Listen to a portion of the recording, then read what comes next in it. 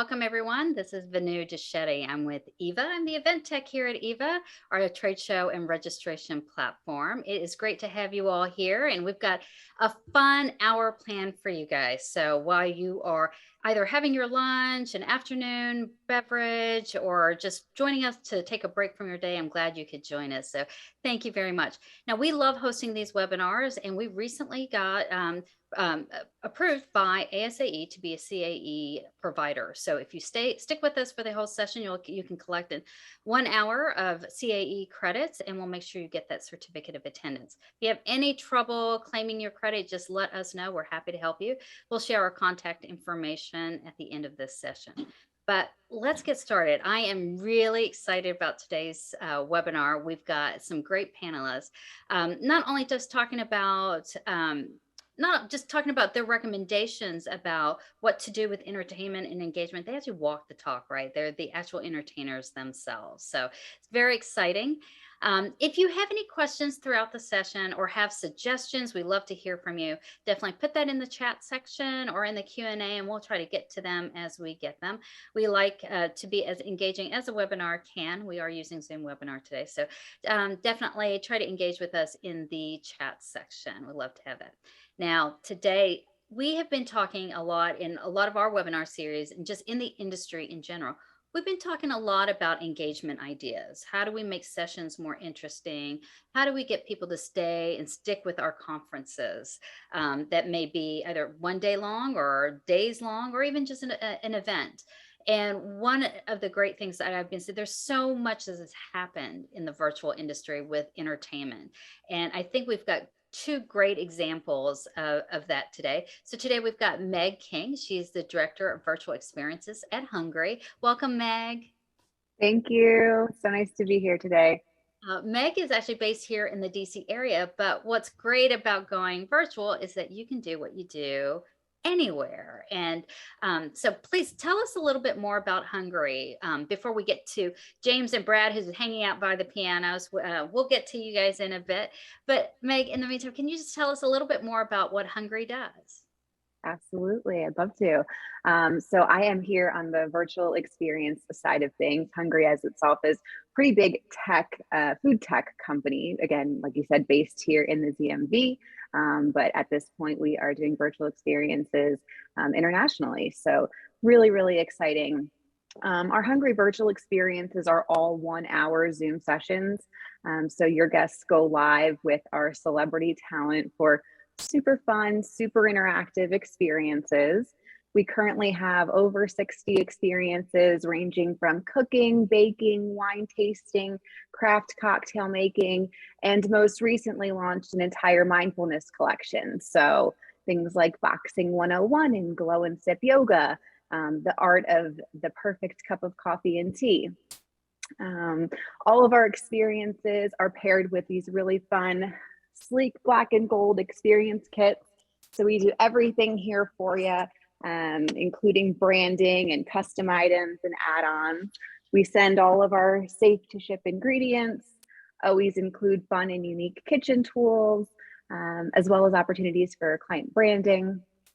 The experiences themselves run again about 60 minutes, and the kits are delivered 2 to 4 days prior to the experience.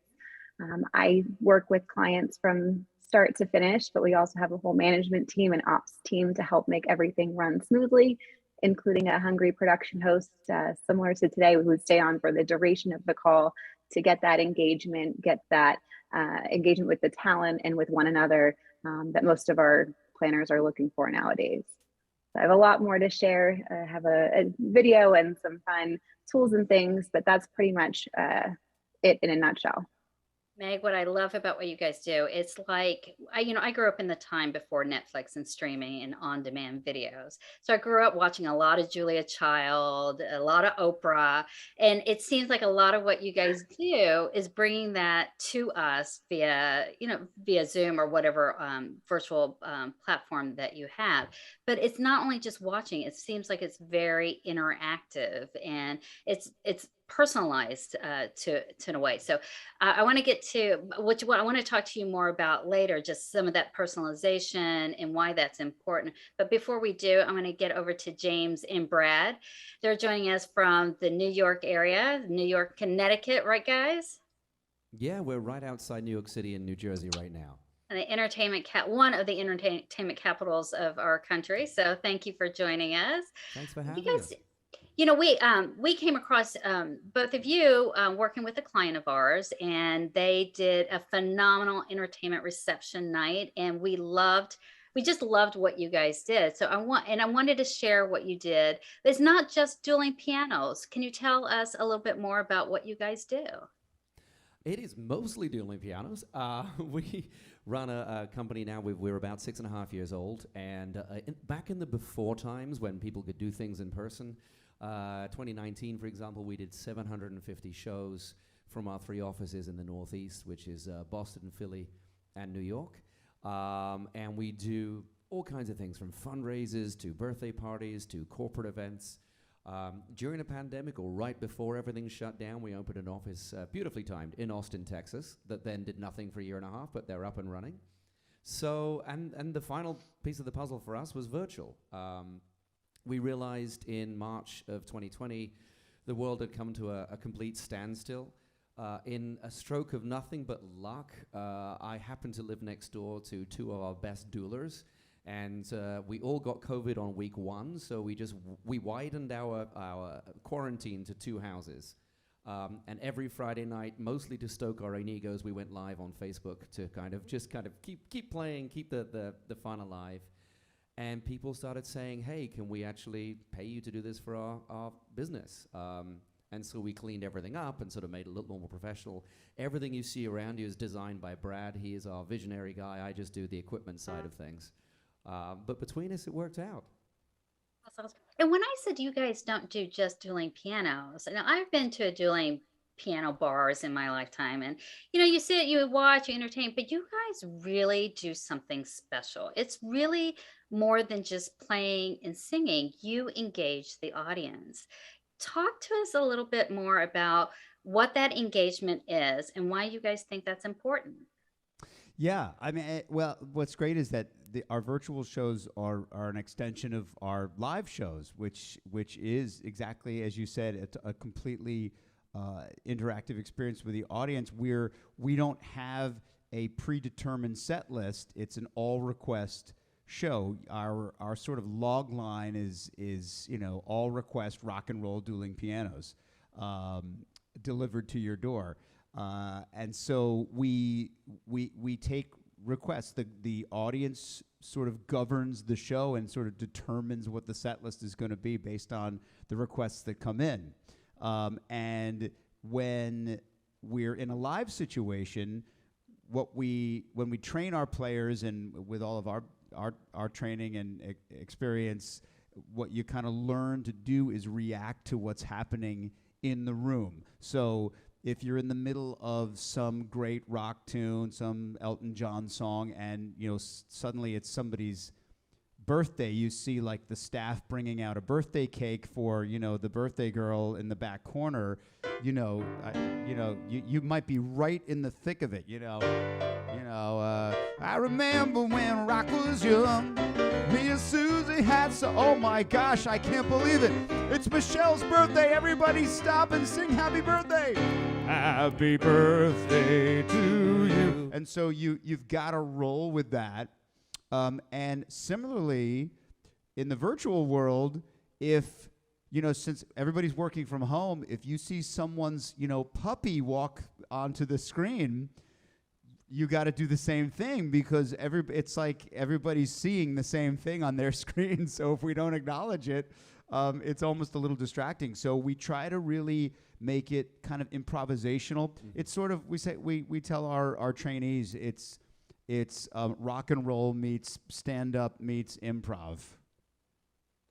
And I definitely felt that way watching, and not only watching you guys perform, but also watching what I think specifically for the example that when we worked with you all, we used a Zoom meeting. So we were able to see everyone's face and their reaction to you. And their excitement.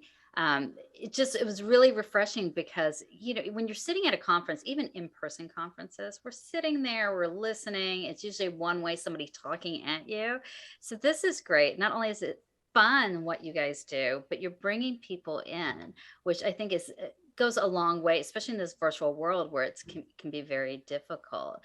Um, I do want to talk a little bit about the process. When somebody calls you up, a client calls you and says, hey, I want to use you guys.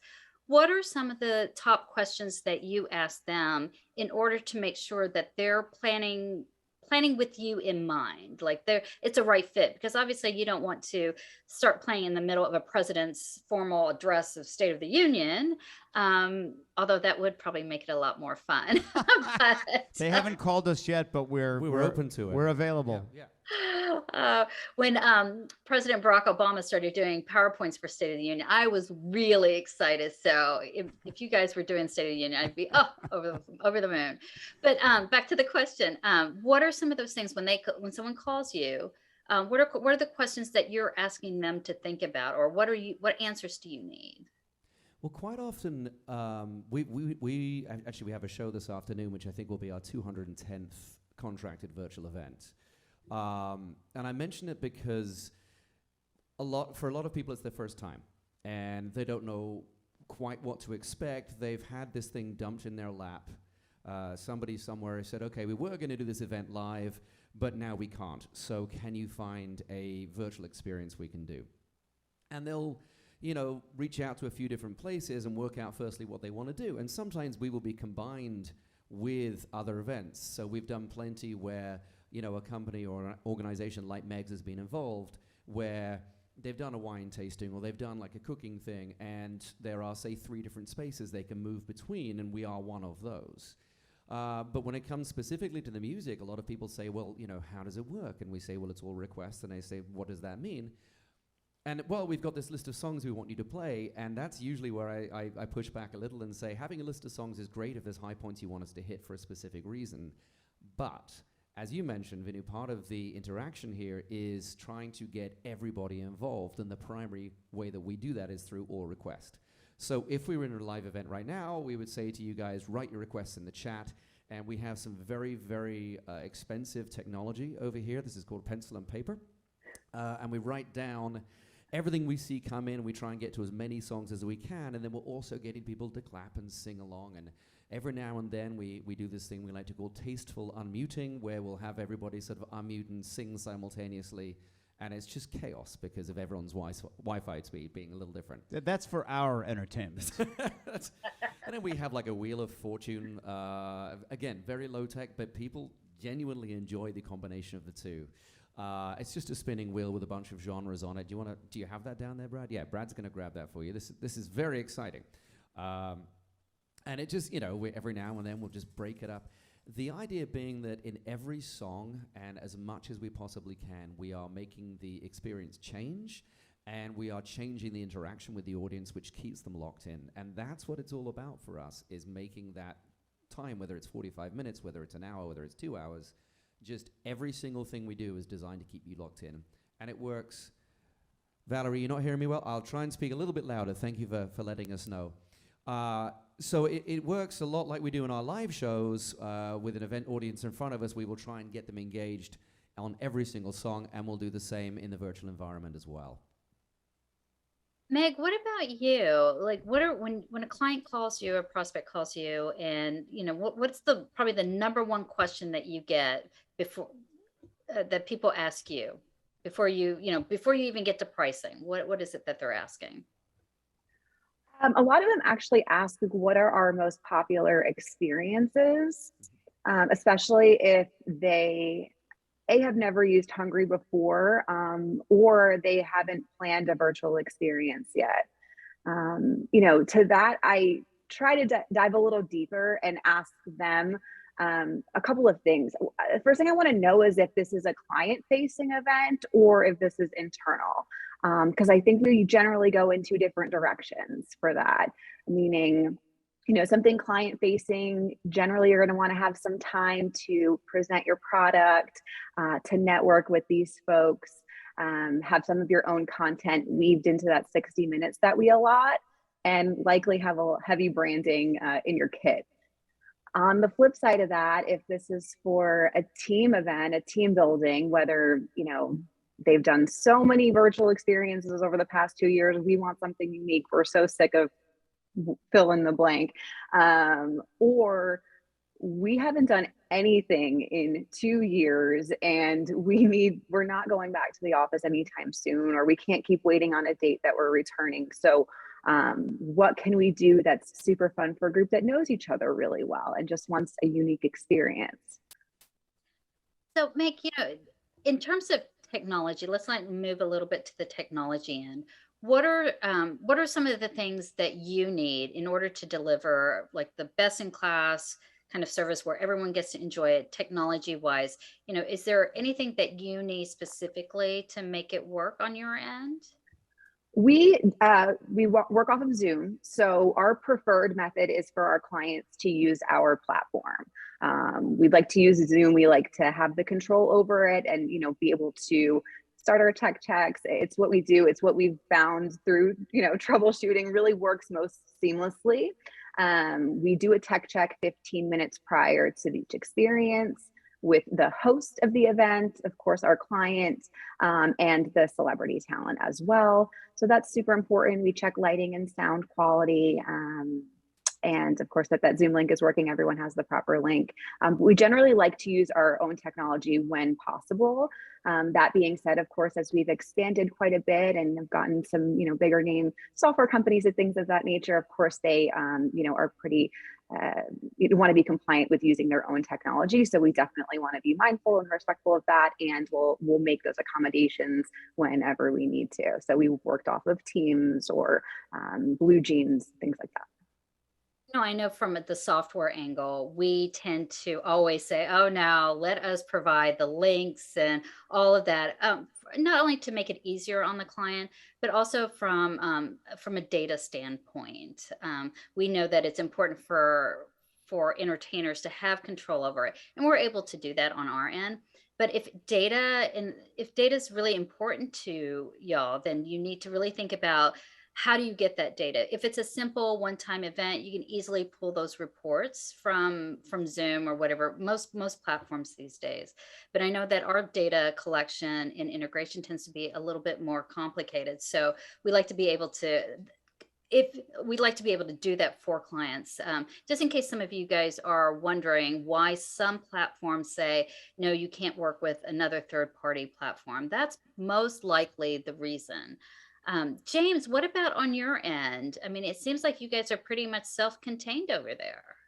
We are, and like Meg, we like to use Zoom as much as possible, partly because they moved on the technology for us much quicker than everybody else.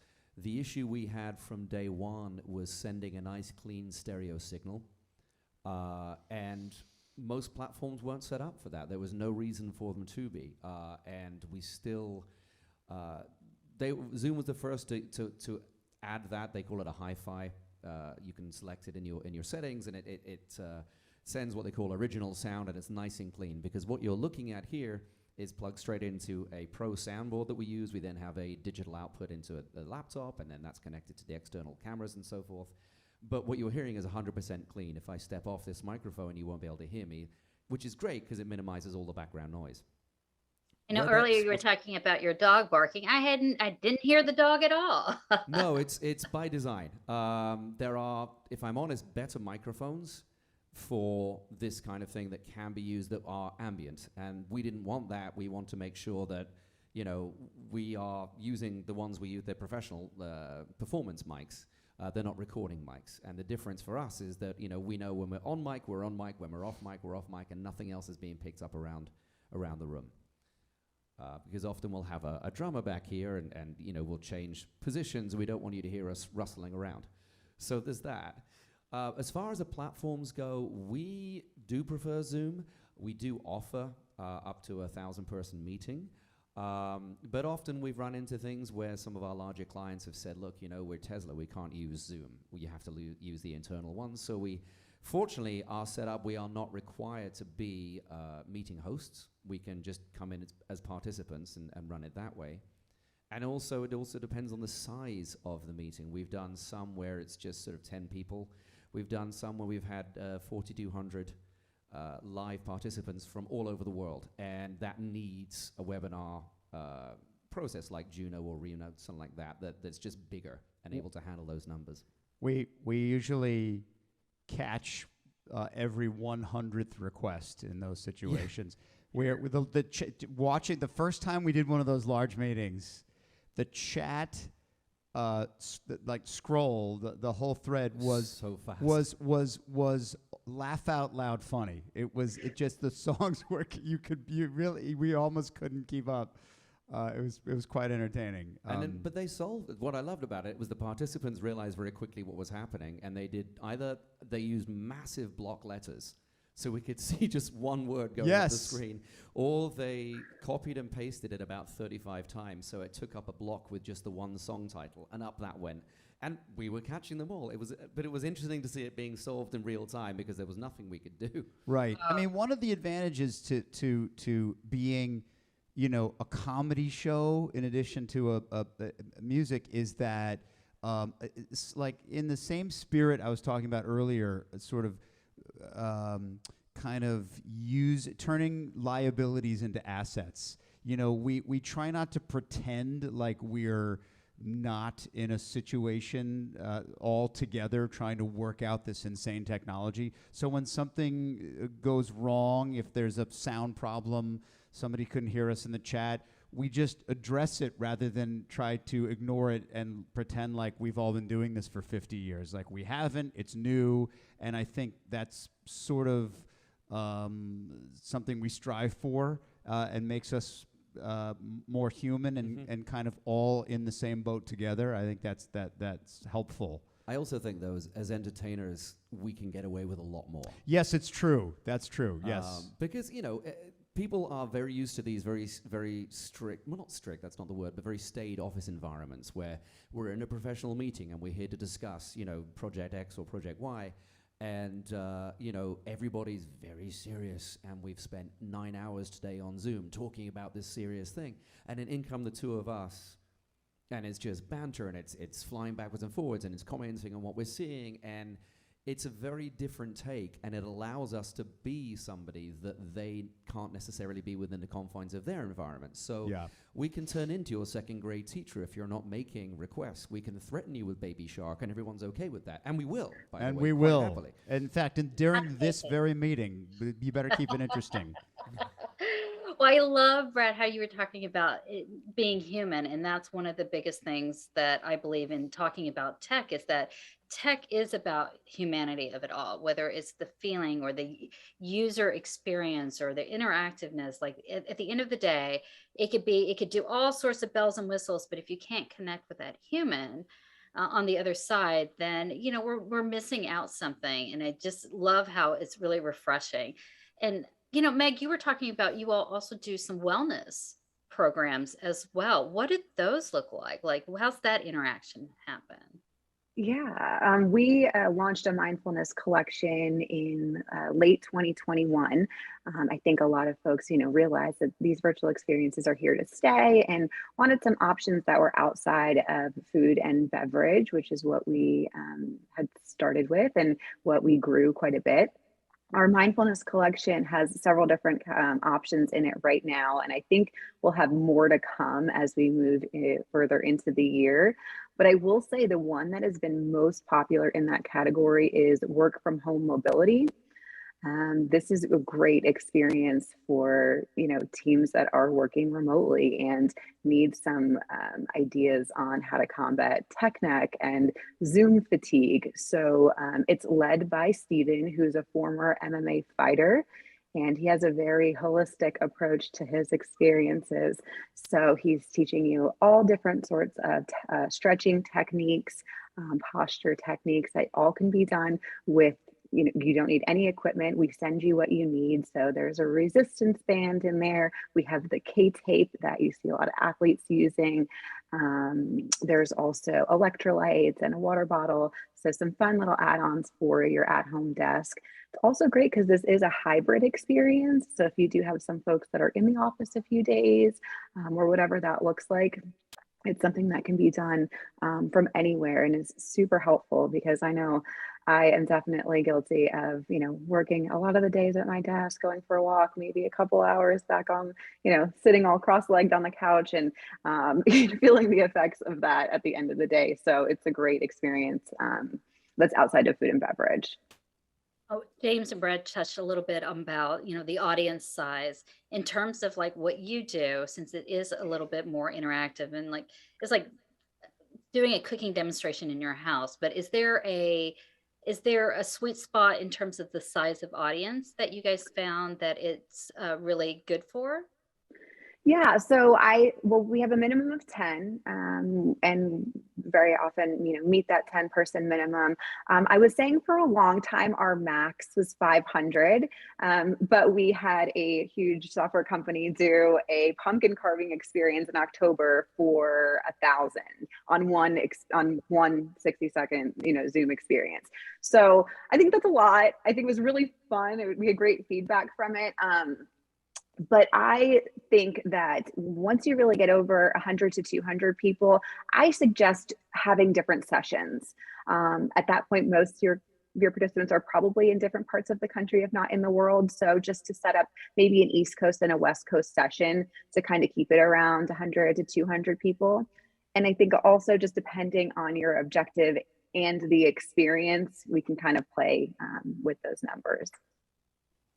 James, Brett, have you guys seen a trend in terms of what people are requesting? Is it mostly just for US? Are you seeing international requests come in? A little bit of both. Yeah. It's mostly US because obviously when people start looking around, we pop up over here a little bit faster than we do, say, in Guatemala. But we do obviously play for international companies. There's a company in London we've partnered with, Scarlet Entertainment, who do a lot of work over there, and they bring us in. And some of those are interesting times because, when you have to get up and be singing at 8 a.m., your voice doesn't sound the same as it does when it's been nicely warmed up all day at 8 p.m. So we're up really early to get ourselves ready for those and that kind of thing. But it works. We just we just sleep on the pianos, Actually in them, just inside them, and nice crawl right out and do the show. But there's an espresso. There's an espresso in the corner over there. It's fine. What are you seeing that people are using you guys mostly for receptions, for team building? Is there a particular type of event that the requests are coming in for? I mean, other than the holiday parties, which is always crazy, we did 70 events in December. We do a lot. I mean, a lot of it is just reception stuff. So kind of a happy hour, or we've come to the end of Q2 and our tax guys are exhausted, so let's get everybody together. Let me ask this in real time. We've done events called socials. Is that a European thing, or is that like I mean, I know what a social is, but we get requests for socials. I think just like, in other words, like a corporate event where, because, like there'll be like a summer company outing, but now it's virtual, and I've heard the term social be passed around. Is that like a common corporate term, or is that a new thing, a new trend? Well, I think not only corporate, we probably also have a lot of people in the association nonprofit world joining us today too. And in terms of conferences and meetings, there are networking events, and under that networking events can be socials, it can be receptions, but a social is an opportunity to just be able to meet with one another. And I know with in-person events, a lot of planners struggle with that. They struggle, okay, if I put music and I put a bar up, people are going to come, but are they going to interact? That's the piece that I think a lot of planners and organizations struggle with, because it's very much different if you're listening to a string quartet. You're sitting down, you're listening, you're enjoying it, and that interaction may come afterwards. But when you're doing it here virtually, it's a different experience, right? Like, it's to capture them in the here and now, which is what both of your companies do. Yeah, and I think like as an extension of our bar shows, even our private events, the nature of what we do is such that, you know, when we go into a song, it could be a 3-minute song, it could be a much more epic, like Scenes from an Italian Restaurant or Come Sail Away or Bohemian Rhapsody. You know, sometimes it's very, very engaging, and the audience we do a thing, we sort of an industry term, call and response. So, you know, Sweet Caroline, ba, ba, ba, and the audience sings along. But sometimes it's just somebody wanted to hear a tune, and we want to deliver great music and a great rendition of that song. And I think the nature of that invites a kind of socializing in our bar shows, certainly, or even at a wedding, where we can be playing for 4.5 minutes while people have a conversation, and that's fine. And so when we're doing our virtual shows, we see full-on conversations happening in the chat that have nothing to do with us. You know, hey, Jim, that reminds me of last summer. Oh boy, you better get your keg on. And this whole we're singing and we're watching this whole conversation happen. And so, as you know, as we're talking about socials and socializing, that's one way. Even though it's relegated to a chat, it is still a way for people to be like multitasking. Like, I'm hearing the song, I'm enjoying the show, I'm getting to hear my request played, but I'm also talking with my coworkers. Because they can't really like unmute and have conversations over the show. That kind of doesn't work. But It also gives them a point of connection, right? They're connecting over a mutual experience that if they're not going to talk about it now, maybe next year they see each other in person and say, hey, I remember chatting with you on the virtual, or you had that great song request. You know, I would have never thought that. Well said. Well said. Yeah, exactly. Now, you guys have all sorts of stories to tell, and I'm sure you've seen a lot of things. In terms of, let's talk about sometimes like the most difficult situation you've ever been and how you overcame that, you know, and I ask that because things always happen. Things just, it's part of being human. You guys address this. But can you give us an example of one of those times and how you dealt with the client and, you know, how did you rectify it? In a virtual event or in real life event? Or In virtual, because what I find a lot of times in virtual is that sometimes it's very difficult to see who's behind the screen, taking care of things and troubleshooting. So if you ask for help, you may not see that someone's physically getting up to get you that napkin that you requested, right? But it's happening. So I like to hear these stories, not to call anybody out and say, oh, you did a horrible job, but I really think that it's really made us all in this virtual world become better troubleshooters behind the scenes. I'd love to hear, like, you know, maybe an example of that. Unless you guys are absolutely perfect and have never had anything go wrong. The only thing perfect in Flying Ivories is Brad's hair. That's it. And I'm insanely jealous, but I don't want to talk about that. We've had a couple of times. We have a second studio in Pennsylvania, and I went down there to play a show a while back. I guess it was right after things started coming back to life. There was a period last year, I guess, into the summer when people... It's not that the pandemic had quietened down, but there was, because people could be outside, we were playing in-person event shows, and some of the equipment that we had used in the virtual environment was kind of appropriated back to the in-person show, and we hadn't calculated that. And I showed up at the other studio and was just plugging everything in, and then realized the mixer we had did not have a USB out. There was no way to get the sound into the computer. And we were live with the client in an hour. And it was a case of, well, what do we do now? And I just Googled the nearest guitar center, which is 23 minutes away. Got on my car and started driving and called them and said, I need any kind of mixing desk you have with USB out. I don't care what it is. Ran in, grabbed it, got home, plugged it in. We sound checked it because, like Meg, we go live ourselves first into a Zoom meeting just to double check, and then we go live with our client 15 minutes early. We made it with about 43 seconds to spare. Sat in our chairs, nice and relaxed. Everything's fine. Great to see you guys. How are you? And nobody had any idea. but there was a moment there. It could have gone horribly wrong. And if I could just add on very quickly, not a specific moment, but in the early days, where we're used to a live audience and hearing applause and cheering and singing along, and when you do a big finish of a song, and there's just silence, and you just see people smiling. They're not. I mean, they're muted, so even if they're clapping, you can't hear them. Yeah. That took a while to get used to. Let me tell you, that was really. We kept saying it over and over, like, "Wow, this is going to be weird." But now we just it's the new normal. Yeah, because you feed off as entertainers, you feed off of the energy of the audience, in the same both ways, right? And I think that's the big conversation about engagement that I think we are all kind of trying to figure out, how do we do that? So it's also on the entertainer side.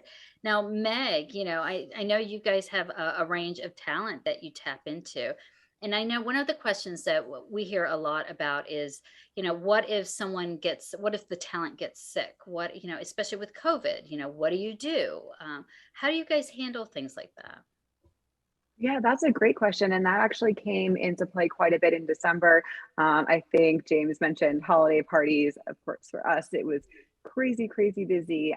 So we had 12 experiences that we launched specifically for the holidays, which were extremely popular. And, of course, most popular during those peak times, which we generally see are Wednesdays and Thursday evenings, on the East Coast, anywhere from 3 or 4 p.m. to about 7 p.m. Like that is the hot time. So those sold and filled pretty quickly. What we do and did is our ops team spends a lot of time demoing our experiences with different talent.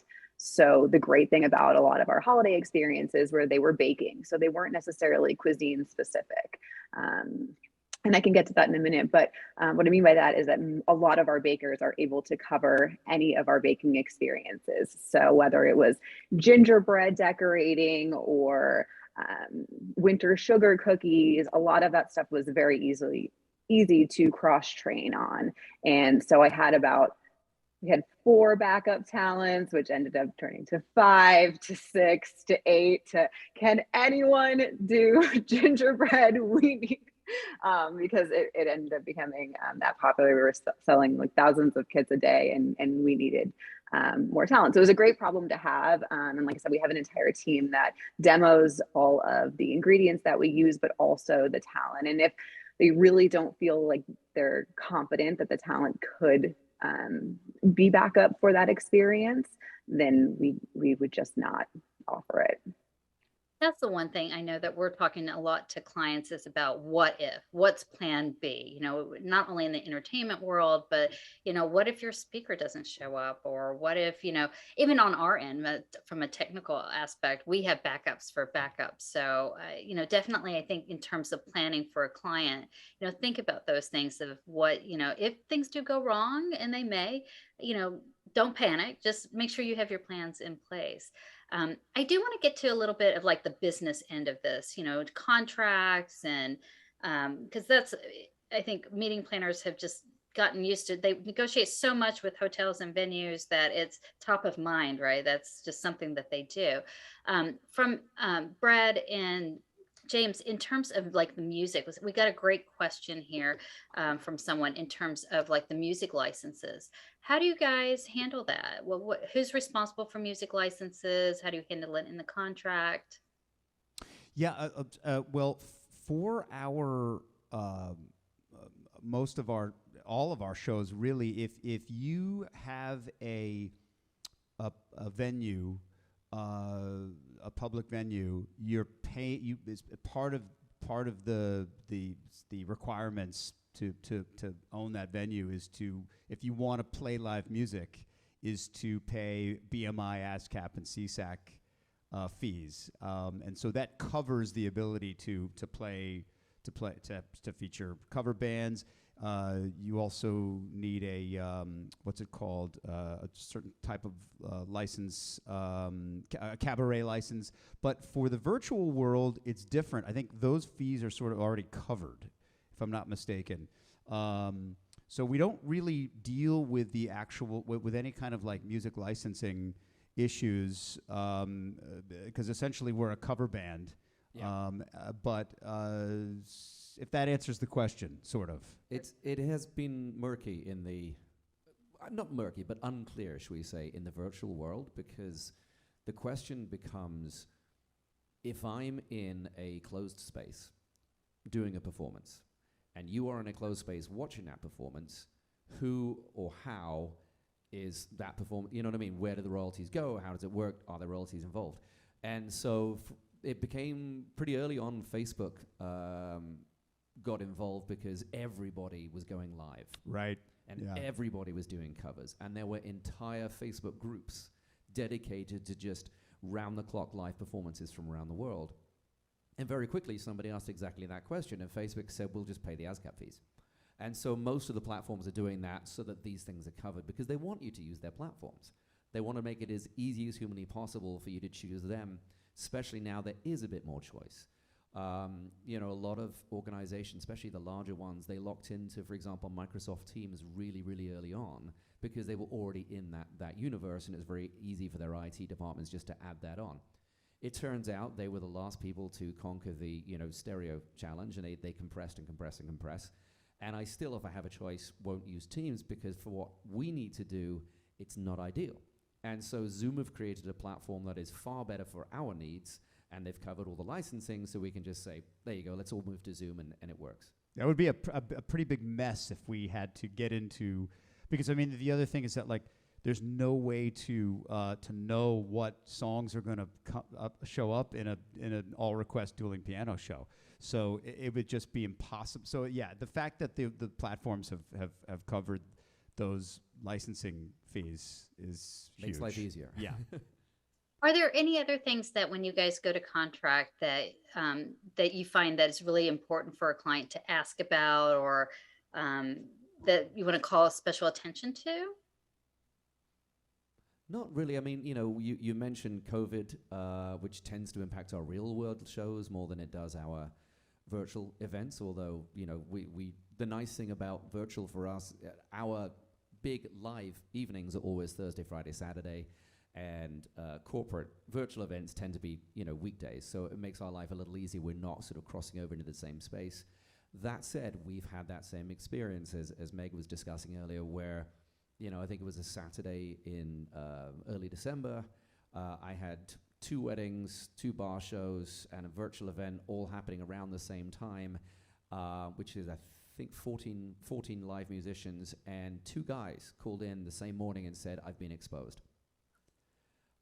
And suddenly we were moving mountains and like grabbing this guy from over here and who's available last minute. And also each show requires a different specialty. These really require a big personality. Because in the virtual environment, all you're doing is looking at a screen. So whoever's on the other end of it really has to be able to engage you. If you are playing at a wedding, it's less about putting your personality out in the room and playing great music. So there's slightly different things involved in each show, so we were mindful of that while trying to sort of bring everybody in from different spaces and shuffle it around like the world's most horrendous and scary game of Tetris. But I'm glad to report it all went well in the end. Well in the end. Contractually, one thought I had was length of show. That's what probably is unique to virtual, is that the sort of like sweet spot in terms of like timing tends to be about an hour.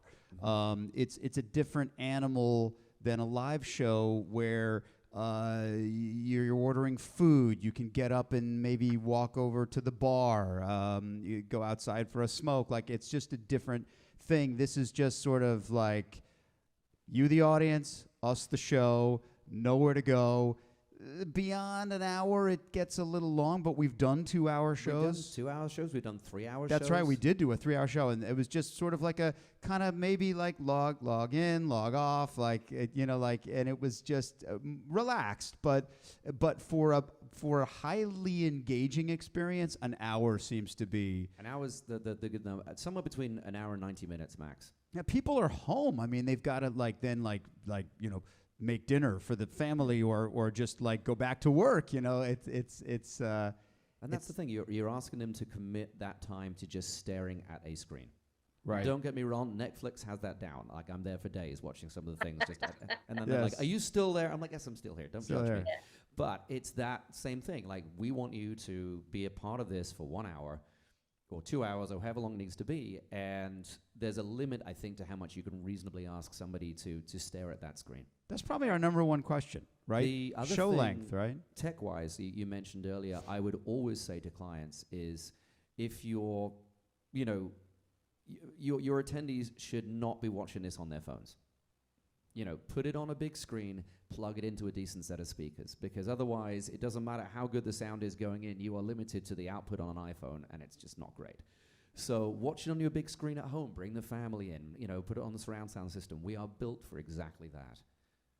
You guys talked about making dinner, you know, they're making dinner while they're watching you, and that's perfect for Meg's group. They can Great actually literally segue. cook dinner, right? Meg, That's exactly it. we got a good sense of like what the setup looks like for James and Brad here, you know, and they've got the dueling pianos, they've got the music, you know, drum set in the background. You've got a video for us that we can get a kind of kind of a feel for what it looks like, what you guys do. Do you want to cue that Yeah, up really quick for us? that would be great. Let me give you a little sneak peek.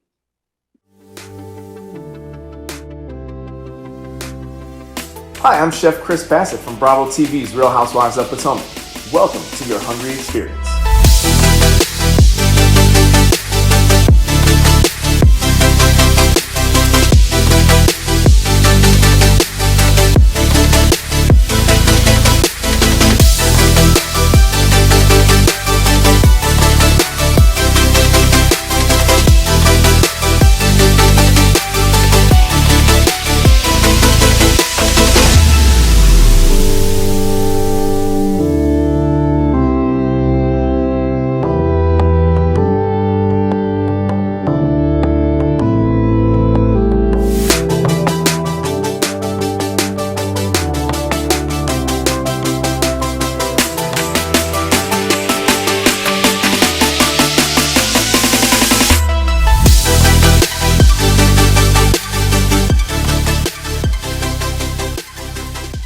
So Meg, with your chefs, are they cooking in a studio or are they cooking in their own homes or professional kitchen?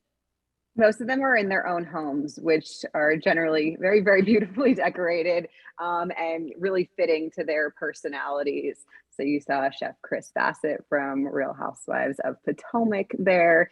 He has a beautiful, very recently renovated kitchen and has amazing camera presence. What are some, we have this question in from our audience here. In terms of like elements that you add to the virtual experience, what are some of the things in terms of like games and contests? What are some of the things that you've seen that are really popular? Yeah, so depending on the experience itself, a lot of it, you know, if it's a more advanced experience, like tonight, my team is doing sushi rolling. For that, with Chef Katie Chin, there isn't a ton of additional time in the 60 minutes to do a lot of content or games or things like that, because they are learning what we would consider something impressive. On the flip side, if you're doing a mixology experience, which is by far the most popular, regardless of group or demographic, there's tons of time in those 60 minutes to, you know, have some fun and weave in some content. So we generally like to have a little bit of a planning session with our planners in advance to find out more about the group. Is this a team of sales folks that are going to be chatty the entire time, and we need to, you know, have our host to keep them on track and on schedule? Or, you know, is this a little bit more of a shy group that maybe doesn't know one another yet, and we need to you know, in the most comfortable way possible, encourage them to be on camera and off mute. And if that means that we're doing a lot of Q&A with the talent about their background, whether that's their experience behind the scenes on the Housewives, or what to expect on the next season, or what it was like on Food Network. We have some talent that has presented food for the White House under different administrations, and, you know, tell me a little bit about that. So whatever that looks like to, you know, get folks to engage with one another, they're going to do that. How about you guys, Brad and James? Anything very that's been out of the box? Anything, any interesting ideas that you have to, like, in terms of contests or games? I mean, I Yeah, think what you guys do is naturally like that. we actually quite regularly we have clients sort of say, look, we want to give away some stuff. Can you do a contest? So we'll do like a name that tune. And I'll run in real time for you right now. And this is exactly how it would be in the show. We'd sort of say, okay, ladies and gentlemen, we've got some Amazon gift cards to give away. So here's how this is going to work. I'm going to play a song right now. And the second you recognize the name of the TV show, that's what I'm looking for, that this is the title theme to, write that in the chat. And the first name we see come up will be our winner. Are you guys ready? Here we go. Feel free to do it. Yeah, feel free to join in.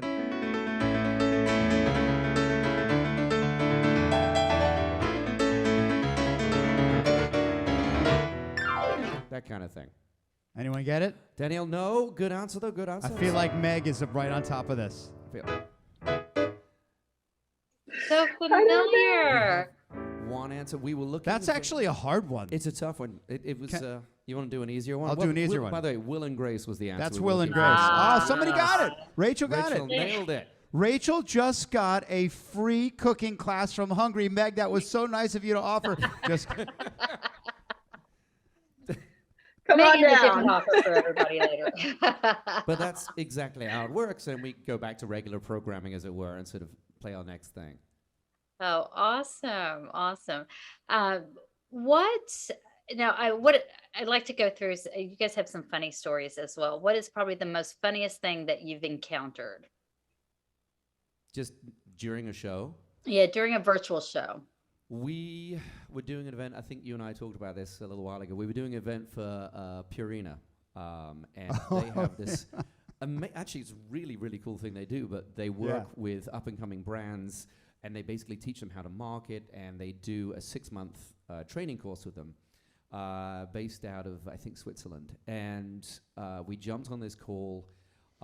And the idea was this was the graduation party. They've done their 6 months work. There are 6 different organizations that were on the call with us. and presenting. They were presenting. Then they had to present their ideas.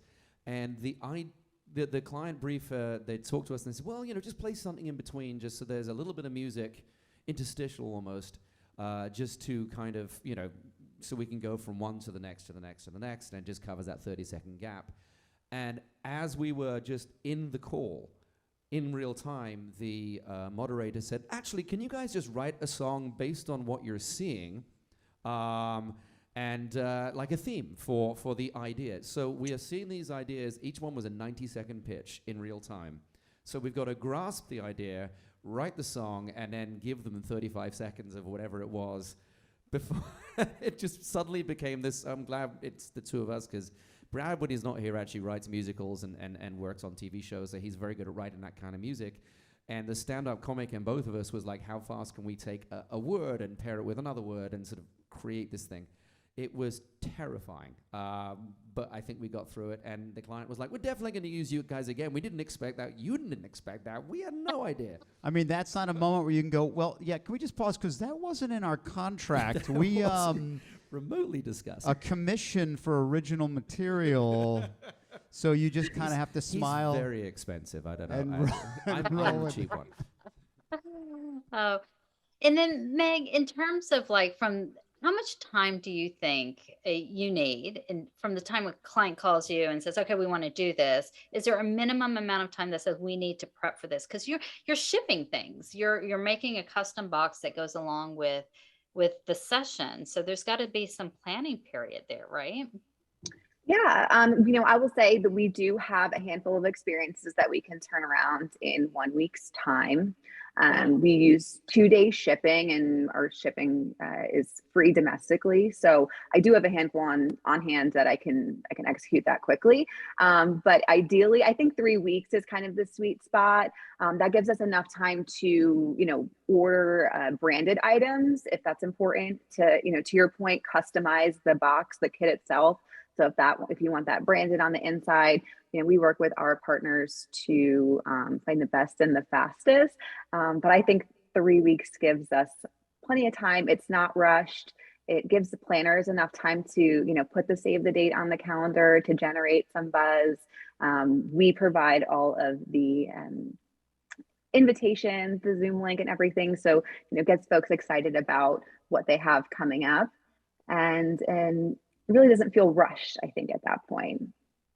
And then I'm sure James and Brad, you probably get people that said, oh, you guys do this all the time. You can just probably pop on within the hour and get it done.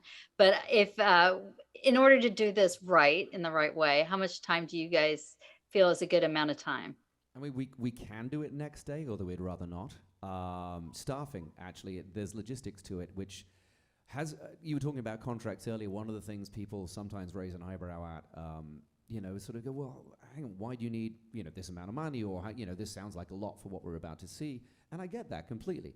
Number one, it's, the talent that we employ is, the guys are phenomenal. The teams are just so good. And it takes 15 to 20 years to learn all the material. But the other thing that people don't consider is, most of the team that we have, this is very close to me. I'm about a 35 to 40 second commute. Most of my team, it's an hour and a half to get them just to the studio. Then we got to spend a half hour turning everything on, setting it up, making sure it all works. So then they've got to get back in the cars, drive an hour and a half home after powering it all down. So their total time commitment is 5 to 6 hours, even for a 1 hour event. And that's something that we do have to take into account when we're putting the contracts together, because they have other opportunities. Everybody's, an independent contractor. So we want to make this as attractive for them as possible as well. Yeah, our corporate clients tend to plan ahead. Yeah. The private stuff, it can be a little bit more last minute. And I get that a lot of organizations have different budgets, and they have different things that they're trying to accomplish. And those that are definitely budget conscious and trying to do a DIY, there is definitely a difference. This is not where you guys just, put up a webcam like I've done here, and I'm going to do a little cooking demonstration. It's very different than, you guys go through a lot of extra steps to make sure that technology is working, the sound is working, the ingredients, where there's just a lot more to it. Not to say that you can't do DIY, it's just a different type of experience. I know from a tech standpoint, I would feel much more relieved that I can just say, okay, share your screen, do whatever you need to. I'm just going to sit back and watch my attendees have a good time. I would much rather have that safety net than worried about, well, my board president is a guitar player and he wants to play and sing. And I don't know what kind of mic he has. I don't know how he sounds. Like, all of those things would really kind of freak me out. Thank you all for joining. This has been so much fun. So thank you very much for joining me today. I do want to give everyone contact information for all of you. So Gil is actually our tech producer today. I forgot to introduce Gil at the beginning. Gil is actually our virtual meeting producer, and he's behind the scenes. He'll share all the contact information with you here shortly.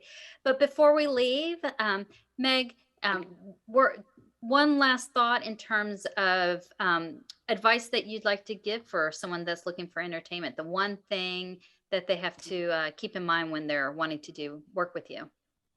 I don't think it's any different than, what it's like in a live event realm. As you know, I came from Hilton. I come from a live events background. It's close to my heart. I think it's very similar. Just know your audience and know the objective, and share as much as you possibly can with the planners or vendors that you're sourcing.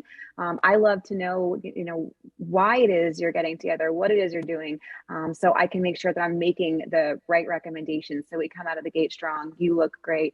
We look great, and get to build a partnership. Thank you so much, Meg. How about you, Brad? What's your words of wisdom for us today? What Meg said. Getting to know the partners is important. I mean, even from an age perspective, because I know it sounds crazy. I'm 45 years old. If you're going to have a bunch of 19 to, and we've played college shows, I'm probably not your guy for a college show. They're going to be listening to very different music. So making sure that we can partner together with your audience is very, very important, as Meg said. Yeah, matching. Yeah, the more we know about the event, the better we can customize it and find the right team too.